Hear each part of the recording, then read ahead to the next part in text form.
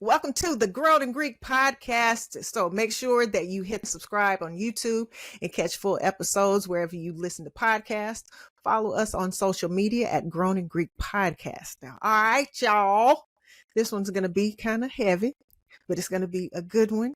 And it's going to be full of info. And so I definitely want to introduce you to my guest. He's not only a licensed therapist with over 30 years of experience in clinical, educational, and correctional health, but he's also a truth teller. He's a healer. He's a cultural translator for our people. He's worked with everybody from youth to elders, helping Black men in particular, couples, families navigate the complexities of mental health while confronting racial trauma, the weight of masculinity, and systems that were never built with us in mind. He is a Divine Nine brother, member of Kappa Alpha Psi, Ka Psi, an author, a former college baseball player. He's the father of 4 college graduates. Wow. So you put some respect on that right there. He knows the assignment and he's doing the work at his private practice in Florida. Please welcome the one, the only, the man, Merlin Tony Baker. What's good? Hey, all right. Wow, thank you for that intro. Really appreciate it. How was that? How was it? It was all right. It was great, man. It was great. I was wondering who you were talking about initially. I'm like, well, okay, that's okay. So yeah, and been married to the same woman. We've been together 30 plus years. On top of that, So you've perfected marriage then. You've perfected I it. don't. No, honey, I didn't say that, honey, baby. I didn't say that. She your sorrow too. I did not say that. So I didn't. Well, I can say that we helped. You Okay, perfected yeah, it because definitely. you got perfection on your side. You know what There I you mean? go. Okay. I told her to say that, baby. I told her to say that one. Yeah. So No, let's start. go ahead. No. Go ahead. Go ahead. No, I was just going to say, part of the reason why I'm doing what I do and I am what I am, I can honestly say because of my wife and our connection and our partnership. And so without her, I probably wouldn't be doing half the things I'm doing now. Mm. She certainly has been a steady person in my life, 30 plus years, and I'm just grateful to have her in my life. So we're truly blessed. We aren't perfect, but we're blessed. Amen. So let's dive into the aesthetics of what you've produced in your marriage. Not only sustainability, Mhm. respect, lots of love, accomplishment, but 4 successful adult children, Yeah. So my 4 yeah. So my college and graduates. Well, so what we have one, our last daughter, she will be graduating this semester. Our last daughter, she attends FAMU. She's a part of FSU's ROTC program. So she'll graduate from college this semester, and next semester she'll be commissioned as a second lieutenant in the Air Force. Mm. My other daughter, she graduated from Alabama State. She was a dance major, and she danced in college at Alabama State. And my 2 other sons, they both graduated from FAMU. And I graduated from HBCU. Edward Waters is university now, but college. So yeah, pretty much. Our last one should be finishing this semester. Merlin, you got to talk about that. HBCU through and through. It's the lifeblood of your family, your legacy. Like, how did you pull? How did y'all pull that off? And what? Why was that important? I think the reason why we put it off first is because by the grace of God. And I don't say that as a cliche. I say that literally because God had to really help us, number one. I think number two, we always had a levels of communication, and we understood that we both had to make sacrifices. And so we were just willing to do all we can for our kids and be consistent as parents. And we always made a choice to play the roles that God called us to play, but we never tried to outdo each other, and we always stayed on the same page. Like our kids couldn't use triangulation, they couldn't manipulate us because my wife and I we communicated together, so we were always on the same page. So it was always like, well, go ask your daddy. But we've already talked about it, so it was that. So we always backed each other. We always supported each other, and we tried our best not to ever argue in front of the kids. I think the one key thing that we did, and I'll tell you a story behind this, DJ Chocolate, is we always raised our kids around the table. I went to a conference when my oldest son was, I think he was like maybe 3 years old. Um, and the speaker talked about raise your kids around the table.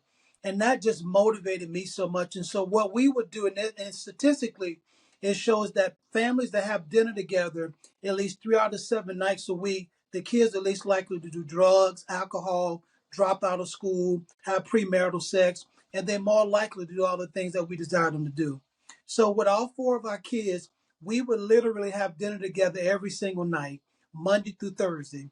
And what we would do was we would sit around the table and we had this little basket full of scriptures. We would pull a scripture, I will read the scripture, and then everyone around the table would talk about the scripture.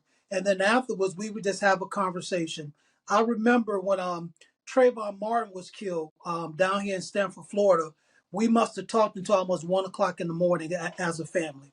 So even when our kids were younger, we always raised our kids around the table. And during that process, we use that as an avenue to be able to instruct our kids, to encourage them. But not only that, we also can see the changes in them.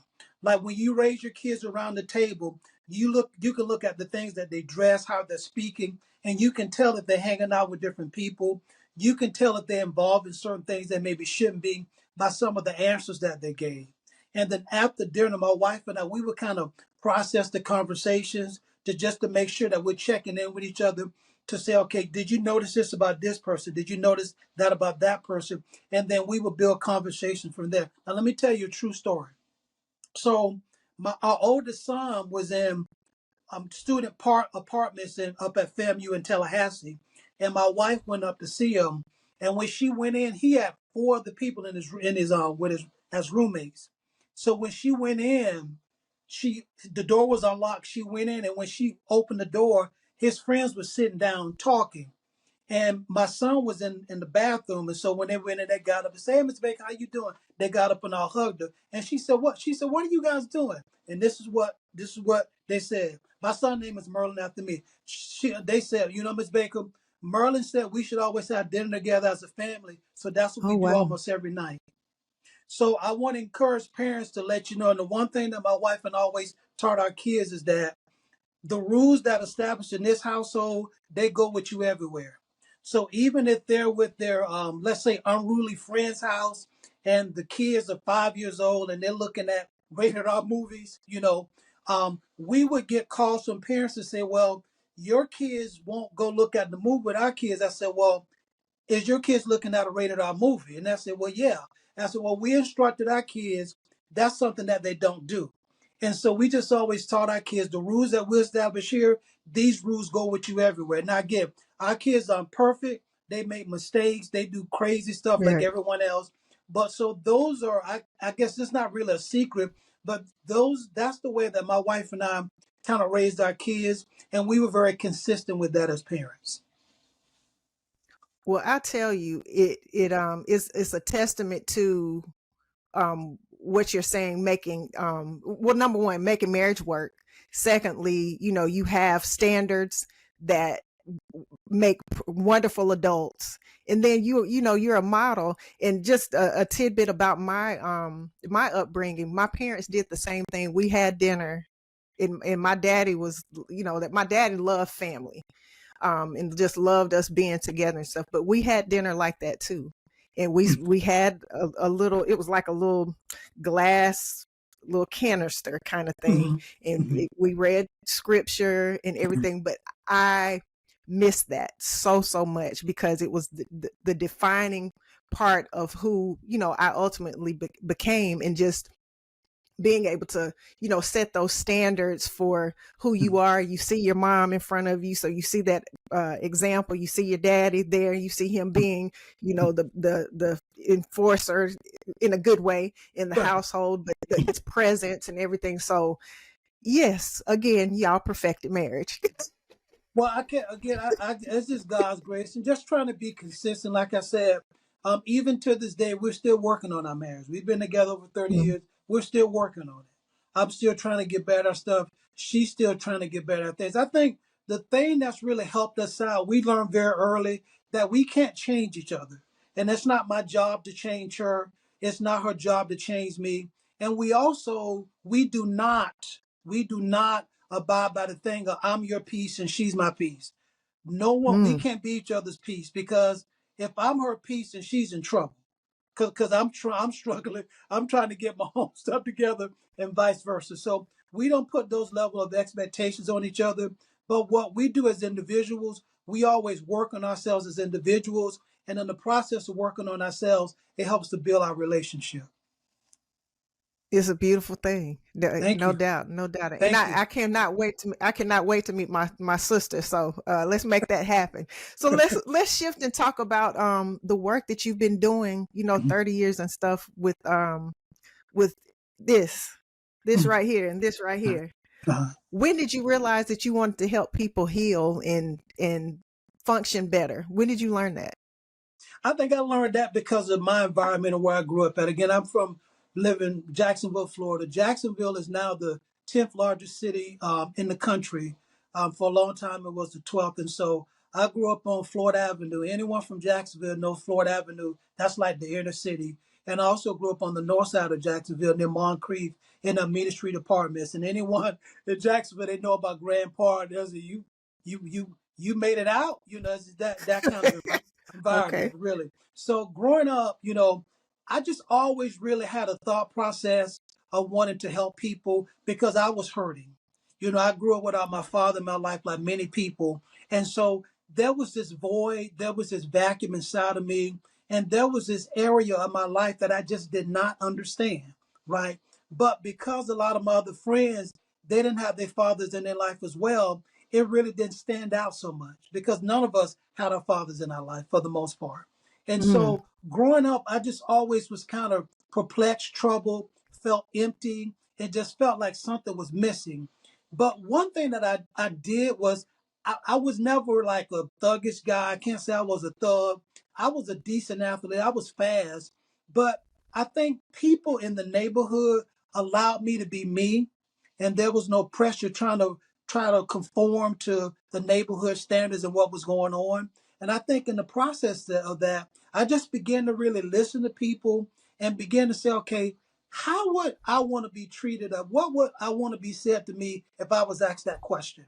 And so growing up, my friends, they would always ask me, well, Tony, what you think about this? What you think about that? And it just became a consistent thing. So, but it started with me trying to deal with my own pathology.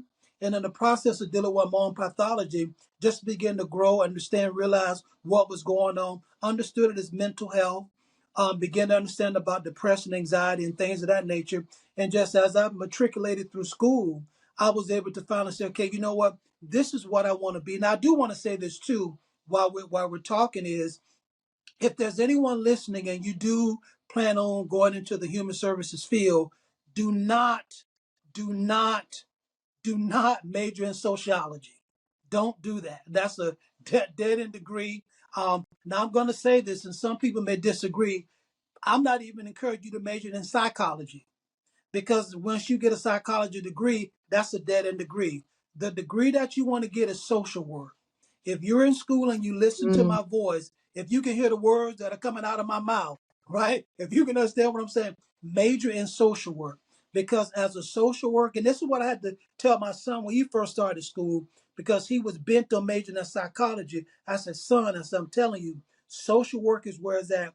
Because social work is the one major where you can go literally into any field. It's a continuous major, and you can not only get your master's degree, you can get your doctoral degree in social work, and of course, you can become a licensed clinical social worker, which my son is on his way to doing so. So, if you're going to go in the field, major in social work, don't major in sociology, psychology as an undergraduate bachelor's degree. So you've been working, you said human services? In any field dealing with human services, if you want to Okay. work with people, major in social work. You can even do Okay. social work in the business world. You can work in the military. My son, by the grace of God, he works for the VA hospital in Tampa. but you can work in the VA hospital, you work in jails, prisons, nursing homes, hospitals. Social work touches every field that you can work in. Now, you think there's enough focus on mental health and in particularly, with Black men, and why, and how would you even, speak to um, that being a better focused area Mhm. for us, as a community to deal with? Yeah, yeah, I think there is a right focus now. I think it's really turning. I get a lot of calls now from people in my private practice requesting to see a Black male therapist. My name is Merlin. So when they see Merlin, they're like, "Well, hey man, are you Black?" And I said, "Well, I always say, well, the last time the police chased me, I was, you know." And so they get a kick. But yeah, I think the focus is shifting. I think people, in particular men, are starting to realize that it is okay to talk to people. And like I said, by the grace of God, I work with Jaguar football players. I work with some, from millionaires to thuggionaires. I work with Black, white, Latino, Asian, Hispanic, Indian. I think I work with every ethnic group under the sun, and also working in jails and prisons. I'm working with serial killers and all types of stuff like that.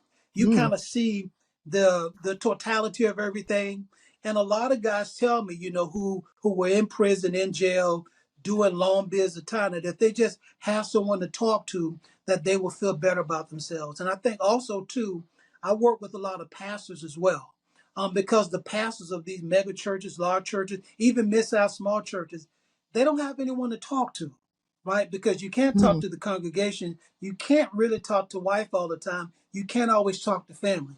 And so a lot of pastors are starting to realize, you know what, I need someone I can speak to as well.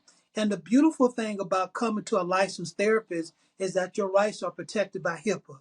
Like, I can't talk to anyone about what you tell me, with the exception if you want to kill yourself or kill somebody and some other very rare things. But outside of that, I think men are starting to recognize that, you know what, I do need help. It's okay to get help, and they're coming.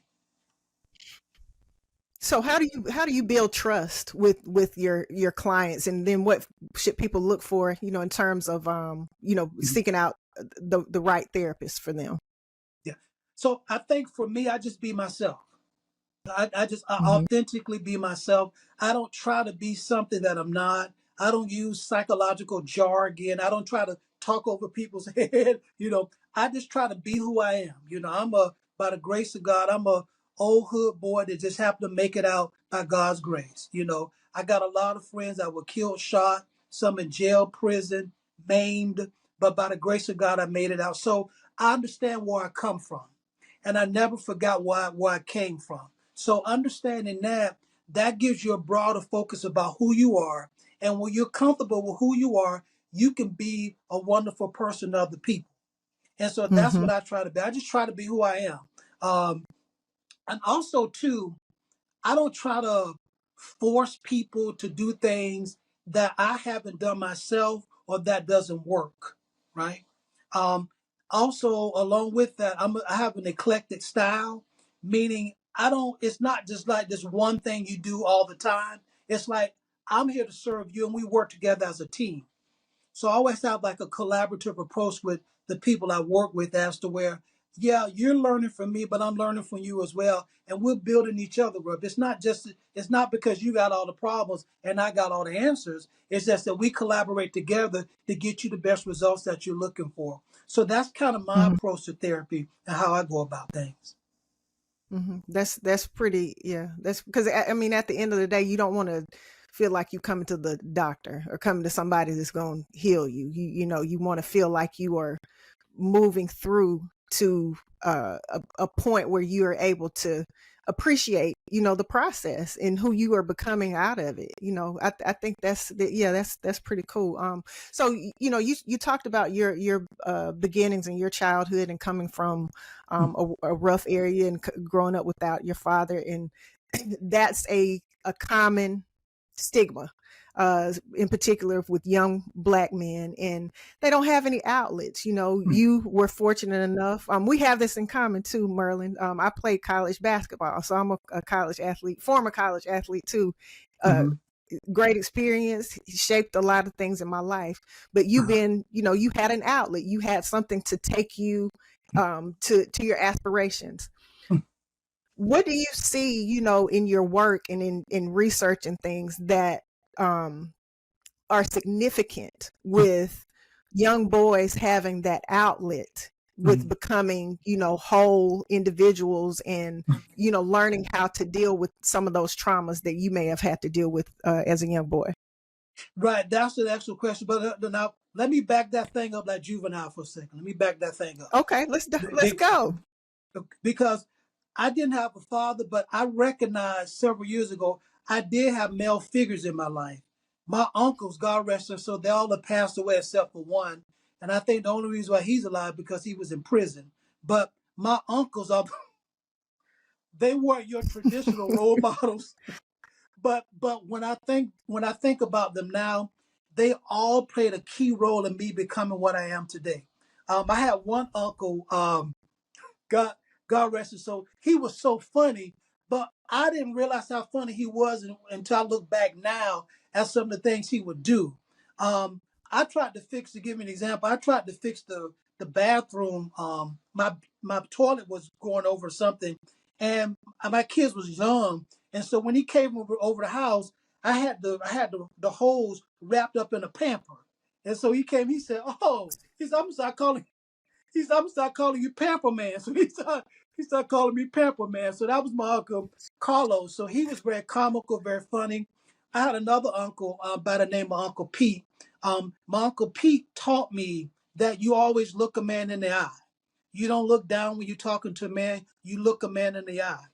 I had another uncle, my Uncle Ellis. He was a big guy. He played football for FAMU 1 year, but he was a big guy. But Yeah. he was just so cool and just a laid back guy. And even before that, I had an Uncle Ronnie. He used to always keep us from getting, well, they call it whoopings now. Let me say this to parents: if you do have to do something to your child, call it natural logical consequences. Say natural logical consequences. Okay, parent? Don't say whooping, because you say whooping, DCL said natural logical consequence. But anyway, so these men were in my life and they shaped who I was as an individual today. But to speed up to what you were saying about the traumatic situation of young men, I think young men, and this may sound strange, they have more outlets than anything now. Mm-hmm. They have a lot more Mm-hmm. outlets than we had growing up. With the advent of social media, they have programs all over the place. They have a lot of opportunities for young men. I think sometimes the lack of resources of getting there is an issue. I think that's one. I think also the lack of encouragement in certain places is another. And I think also just the lack of focus and wanting to try things different. I think those are some of the barriers that block our young men today. But I think young men do have a lot of resources today. Sometimes they don't optimize them because they take it for granted because they were born into technology. We had to Mm-hmm. learn technology. They were born into technology. And anything that you grew up in and you were born in, a lot of times you take for granted. And so there's a lot of resources before young men, but unfortunately, many of them don't take advantage of it. Mm-hmm. What resources are out there? Because most people will say, "Well, I can't afford it," or "I don't have insurance and everything." But Mhm. I'm a huge advocate for therapy, like Mhm. huge. I've been in and out of therapy, and that's just because I've moved and just have had different therapists, along my journey. But I'm a huge Mhm. advocate and believe that you should make that a part of your optimal health plan. Mhm. But a lot of times, there have been times when I've been guilty of saying the same thing. I can't afford it right now, or Mhm. I just don't. My insurance doesn't this, doesn't that. Mhm. But speak to not letting that stop someone from doing and seeking out therapy. Yeah, so there are three or four things you could do. Number one, if you're in a small town and you have few resources, certain ethics board, they will allow you to barter for services. And what I mean by bartering is like if someone may wash a car and you a therapist, they may allow you to barter as well. Look, if you wash my car, X amount of times, I'll provide you therapy over here. That's one way. Another way, excuse me, that you can do with your insurance. Most insurance has what's called EAP. EAP is an acronym for Employee Assistance Program Benefits, as to where you get a certain amount of free sessions to talk to and see a therapist. Another thing that you can do, if you have a therapist in mind, if you have insurance and you have a therapist in mind, but that therapist is not on your insurance panel, sometimes you can set up what's called a single case agreement, as to where the insurance company will contact that therapist and they'll set up an agreement with the therapist along with a rate of pay, as well. Look, if you see our client that requested you so many times, we'll pay you this per session. And finally, what you can do, depending on the therapist, is you may be able to work out an agreement with the therapist as to, well, look, I can't pay you this amount, but will you be willing to see me for this amount for that X amount of minutes? So some therapists may work out a system with you as to where, look, I can see you for 30 minutes, but for those 30 minutes, I'll charge you this amount of dollars instead of those amount of dollars. So those are four instances as to where you can take advantage of resources that can be helpful if you want to receive therapy. That's good stuff, man. That's good stuff. Good stuff, and it's so needed. So thank you for that. I want to Thank talk you. about your books. I want to talk about you being an author and putting your words and your thoughts to paper and Mhm. dispersing them into perpetuity. To help folks forever. But Okay. you have two. You've written two books. One is Phases, and it breaks down about the lives of Black men from ages 8 to 80. Mhm. What phase do you think is most overlooked when it comes to mental health, and why? I think they're the two main phases that it's not overlooked, but they're vitally important, is what I call the foundation phase. The foundation phase is ages 0 to 10. 0 to 10. Mm, If you think about it, everything that you ever need in life to be successful, you learn from age 0 to 10. You learn how to think, you learn how to talk, you learn how to communicate, you learn how to eat, you learn how to drink, you learn how to reason. Everything that pretty much you're going to need in life to be successful, you learn from ages 0 to 10. Now, during that age frame, that's also the age where most boys are diagnosed with autism and most boys are diagnosed with ADHD during that 0 to 10 age range. Unfortunately, that's also the age range where most boys deal with being sexually assaulted. They say 1 in 4 females have dealt wow. with some levels of sexual molestation, and 1 in 6 males have dealt with some levels of sexual molestation. And that doesn't mean necessarily penetration. That can mean showing inappropriate material. That could mean groping, touching. It could mean saying things. So during that 0 to 10 age range, children are very vulnerable, right? And that's normally when the perpetrator tries to mess with a kid or deal with a kid is during that foundation phase age range. The next important age range is 10 to 20. 10 to 20, and I call it the Mm, forever phase. And the reason why I call it the forever phase is because you feel the levels of invincibility when you get about 15, 16, up until maybe your early 20s, you feel invincible as a man, particularly as a young man. And that's also our peak as well. So a lot of guys fall into making poor choices because hormonally they're out of balance. They're growing facial hair and some growing other hair everywhere else, and they're trying to learn themselves, and their body's growing faster than their thought process is growing, and the executive function of their brain is not fully developed as well. But not only that, during that forever phase between the ages of 10 to 20, that's when kids are most likely to be diagnosed with a depressive disorder or an anxiety disorder. And so dealing with that age range, there's also, you have your first girlfriend, boyfriend, you receive your first kiss. Some people unfortunately lose their virginity during that age range. There's a lot that happened during that period of time. But also, too, what we don't talk about is for a lot of people, that's also the mark of the prodromal phase of schizophrenia. So the prodromal wow. phase of schizophrenia is when a person is in their late teens, early 20s, and they develop symptoms and signs of schizophrenia. They may start hearing things. They may start acting out. They may start like hallucinating and things of that nature. And it normally happens, the prodromal phase of schizophrenia normally is the precursor to having full blown schizophrenia. And so during those two phases, the what I call the foundation phase, 0 to 10, and the forever phase, those are two critical periods of a person's life, in particular male's life, that parents really must monitor. Wow. Wow.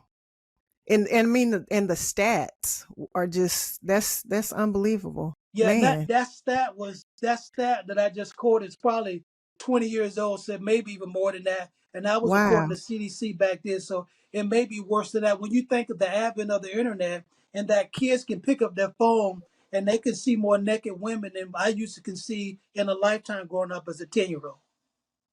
So Right. and as a Right. parent Right. again, Wow. when you have grandparents raising kids, my wife and I had to work as a tandem in order to monitor our kids' phones. So imagine a grandparent trying to monitor a kid's phone and trying to understand electronics. It's very tough. So I think Mm-hmm. for a lot of the baby boomer generation that may be unfortunately stuck with raising kids, it's a challenge for them. Because when Mm-hmm. we were growing up, I'm 55 years, I don't know how old you are, but when I was growing up, the thing was going outside. You go Mm-hmm. outside, you get hurt, you put some camphorphenique on there, and you had to go pick your own switch and all this, Mercure. y'all would get that too, I mean, the Simon game. You probably don't remember the Simon game, and they had a game called Merlin back then. It's a red game. So I'm going back. I'm going to start. I'm so let me come up. All right. So but it was a simpler time back then for parenting, but now, if you think about it, kids can stay in the house and just do this all day long, and they're good. Mm-hmm. Mm-hmm. How do black men evolve from those times and experiencing possible trauma or uh uh things that are not surfaced? How do they evolve? What keys can you give them to try to evolve from those times, Mhm. or I those think critical one times that you mentioned? right. I think one of the most important things that we as men struggle with, excuse me, and even I struggle with this from time to time, is being emotionally inauthentic. We are oftentimes Mm. emotionally inauthentic, and what I mean by that is, ask me how I'm doing. Just ask me.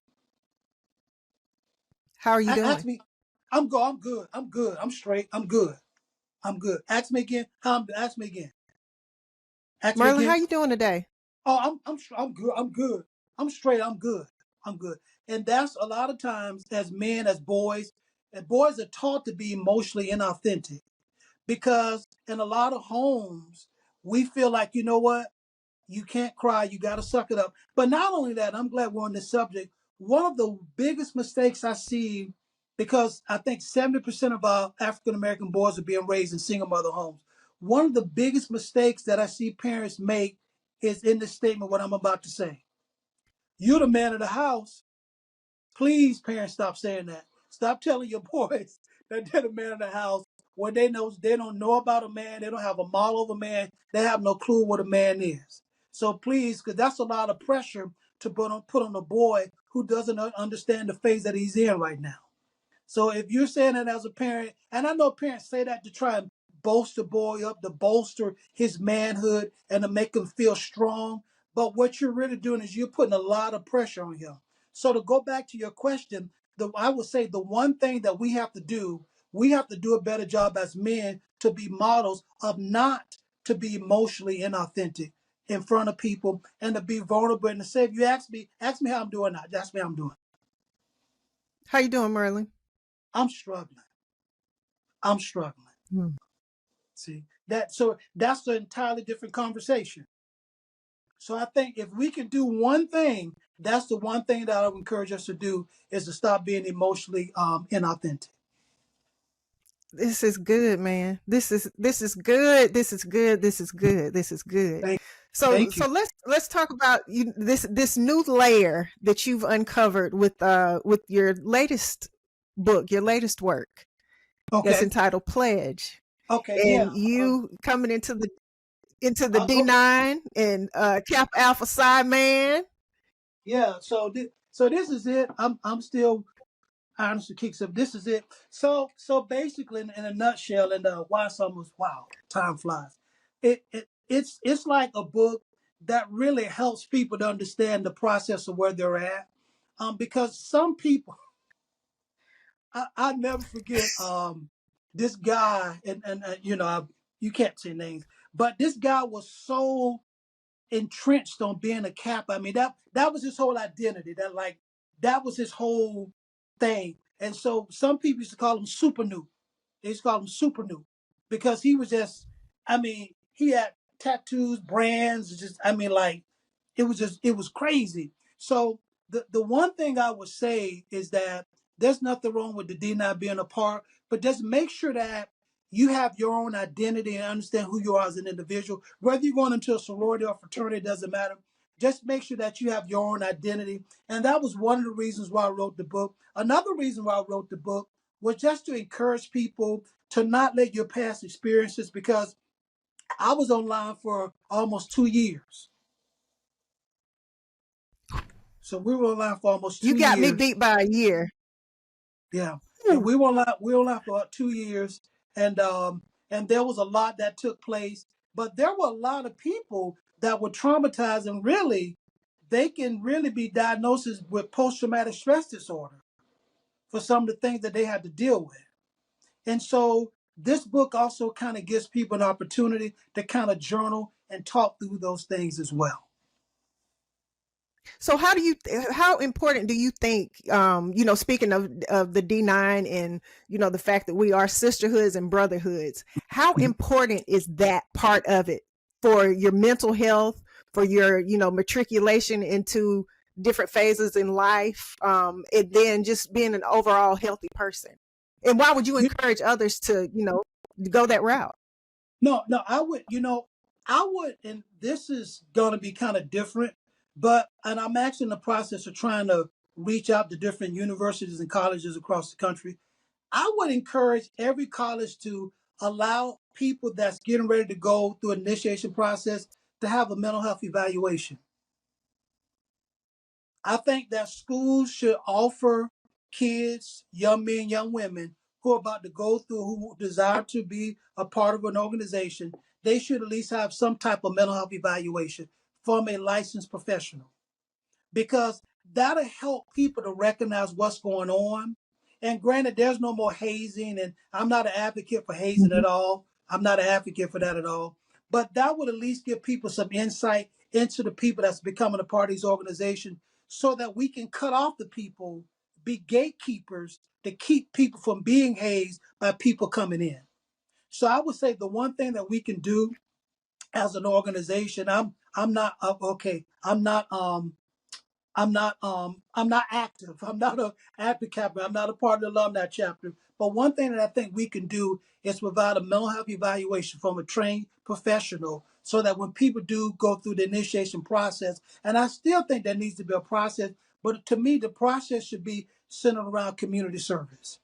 I believe that people Mm. that want to be caught, before you get any letters, you need to do so many hours of community service, particularly if you go to HBCU, because a lot of our HBCUs are in impoverished neighborhoods. So being able to do something to build up the community first before you get your letters, I think that's vitally important. That's one of the things that I'm trying to work on with universities around the country, to be able to kind of spread that information and message and to partner with them on that. Well, you let me know how I can help. That's good stuff, Merlin. Thank That's you. good stuff. Good stuff, Thank and you. good way to look at things and to immediately make an impact even before you join the organization. Yeah. That's good stuff. Thank you. Yeah, that's good Thank, stuff. Well, thank I got one last question for you. you. Okay. This has been very rich and very, it's been so helpful, and just Thank you. a way to, really think about and change your perspective on things are not a stigma. This is a part of, you becoming your Right. best self, and then No doubt. being, strong and all for the community. But Yeah. what do you want your legacy to look like? I just want my legacy to be number one. If I can speak from my kids' perspective, and if there was a picture of me and my wife hanging over the fireplace, and my kids and grandkids were looking up to the picture, hopefully it's a nice picture and they get my good side. But if it's a nice picture, I would just want them to say, number one, that he loved God and that he loved people and that he served the community. Amen. So what's next, and how can folks reach out to you, and especially, on the mental health front? Please share that information.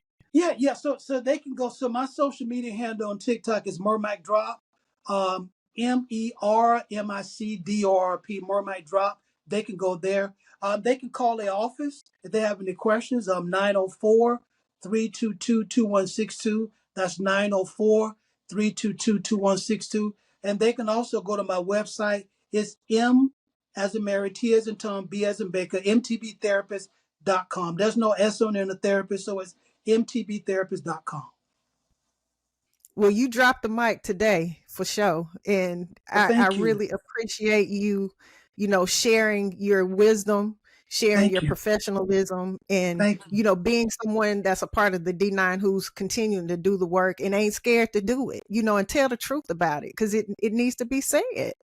Yeah, and I want to give a shout out to you for you walking out on faith and you Mm. believing in yourself enough to do something that you didn't think could be done. And to let you know that I believe this show is going to grow. It's going to touch the right people at the right time. There's going to be something there that's going to touch the right people at the right time, and they're going to get the right information they need. And I just want to encourage you. I don't know your viewership. I don't know your ratings. That doesn't matter. You just keep doing what you're doing. And I guarantee you, in the end, you're going to get all that God has put in your heart, and you're going to see and live the vision that God has put in your spirit. I believe that, and I appreciate it, and I receive every last word, and I cannot wait to keep in touch and to continue to do the good work and be brothers and sisters. And when I hit you up, I'm gonna really mean, Merlin, how you doing? How Yeah, you doing? Tell me the I'm truth. good. I'm good.